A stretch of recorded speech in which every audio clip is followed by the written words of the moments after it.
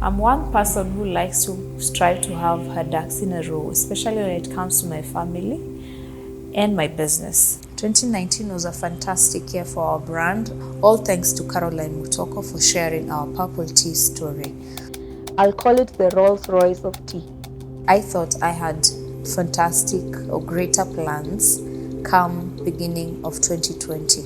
However, in December 2019, God reminded me that He was in charge. My name is Lucy Kingori, and this is my story.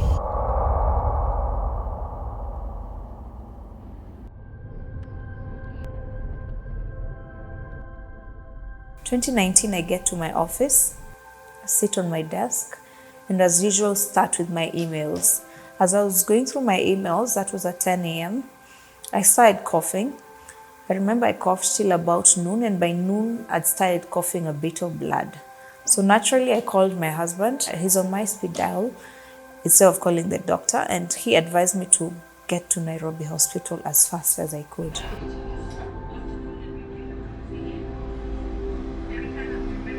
I went back down to Nairobi Hospital where a chest x-ray was done. I took the chest x-ray to our family doctor, and turns out I had mild bronchitis. I was put on medication for about a week, and by then I'd started feeling better. So I went back to the same doctor for a review, and while I was there, I decided to pick his brain because I remember I'd been having constant headaches that usually came with a bit of dizziness and light sensitivity. The doctor decided to find out what that was about. So I told him I'd had the headaches for about 2 years.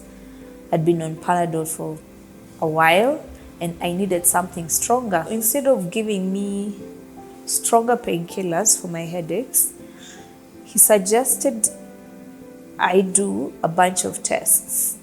Tests like a kidney test, liver test, thyroid test, and an EEG for my brain waves, and a CT scan. For me, that was a bit unnecessary, but I decided to indulge him anyway. A week later, the results came in, and my kidney was okay, thank God. My liver was okay as well. My thyroid showed a bit of a vitamin D deficiency, which could be treated with supplements. And then now the EEG scan showed a bit of an issue with my brain waves. We got to the final test, which was the CT scan. And the CT scan, according to him, showed a growth around my brain on the right side, just above the eye socket. This was a bit unexpected for me, and I froze. I remember he proposed that we go see a neurosurgeon as soon as possible. And we went down to Nairobi Hospital to book for an appointment with a neurosurgeon. Unfortunately, he was not available. A week passed and we got to see the neurosurgeon. So he looked at the scan and he immediately suggested we have the growth removed. He called it a meningioma. It was a growth the size of an egg that was interfering with my brain and causing the memory gaps, the headaches, the light sensitivity, and the dizziness. We've tried finding out if there are other treatments for the same, and for him it was just brain surgery. There was nothing else. So we didn't want to waste time. So we booked the earliest date, which was in another week. So we went home, stressed, depressed, wondering what would happen if we didn't have the surgery, or what would have happened if we'd not found out about the growth. In that week, I remember I put my affairs in order. I took care of my business. I spoke to my colleague Faith and told her what was happening. She was more than happy to assist on that front. I spoke to my mom and my mother-in-law, and they were happy to take care of the kids while I was away. I then made peace with the fact that I was going to lose my hair, And I went to Tony Airo. I told him what was happening.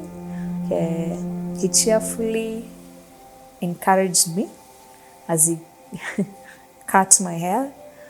And that was it. We were ready. After that, we were ready for hospital. On December 11th, we checked into hospital and we were ready for surgery.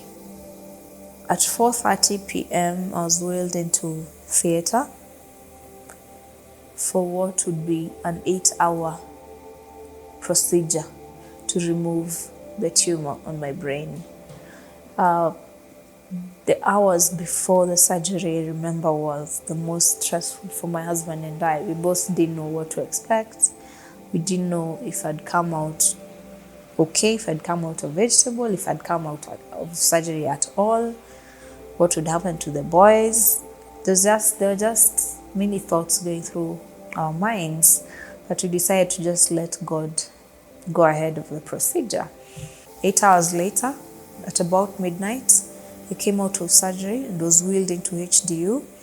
I opened my eyes a day later and I was beyond happy to see my husband, because for me that meant my head was working, my brain was working well.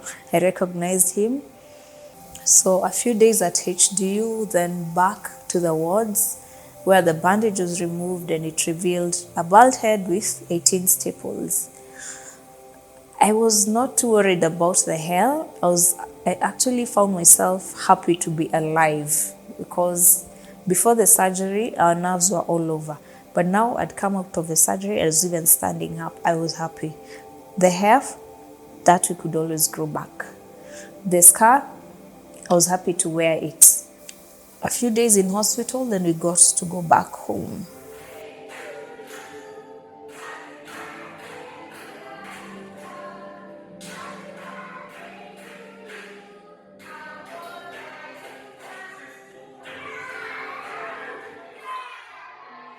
So I finally got home to my children. My 5-year-old obviously had questions. My 1.5-year-old didn't recognize mommy because mommy had hair, and coming back from hospital, mommy did not have hair and had a scar on her face, and it took a while for him to adjust. The healing process began. It wasn't easy because of the regular seizures, the sharp pains, the dizziness, the confusion at times. I also had a cocktail of medication, including steroids, that gave me quite the appetite. To date, I struggle with short-term memory and I have constant sharp pains, cannot sleep on the right side of my head. I have a lazy brow. I'm fatigued more often than not. But guess what? I've never been happier to be alive. It now feels like a new lease to life, a chance to start over again. My thoughts during the entire time were, what if the surgery goes wrong? What if I come out as a vegetable? Brain surgery is not to be taken lightly after all. What are the short and long-term effects? What happens to my business? Considering we just had a huge launch in 2019 and a successful year, all these have been going through my mind, but I've realized health is more important, wellness is more important, and at this point, I'm willing to take a day at a time, and I realize I don't have control over everything. Just let go and let God. That's what I'd say, actually. Looking back, it could have been worse. In the words of our doctor, if we'd let the growth stay where it was for another 6 months, we'd have been discussing other issues, including having a stroke. I'm grateful to my husband, who rarely left my side. I'm grateful to my doctor, the neurosurgeon who continues to take care of me. I'm grateful to my colleague Faith and the entire Bookie team for holding fort while I was away.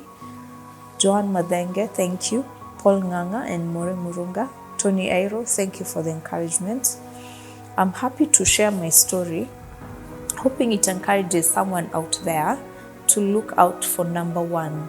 Number one being yourself.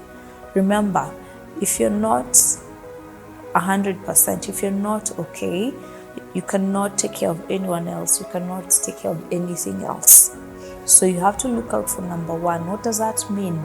That means your wellness comes first. Wellness. You have to eat healthy. Drink your water. Drink your purple tea. Be selfish at times. It's okay. Your health and wellness comes first. And if you've been through trauma or surgery of sorts, I encourage you to completely feel it.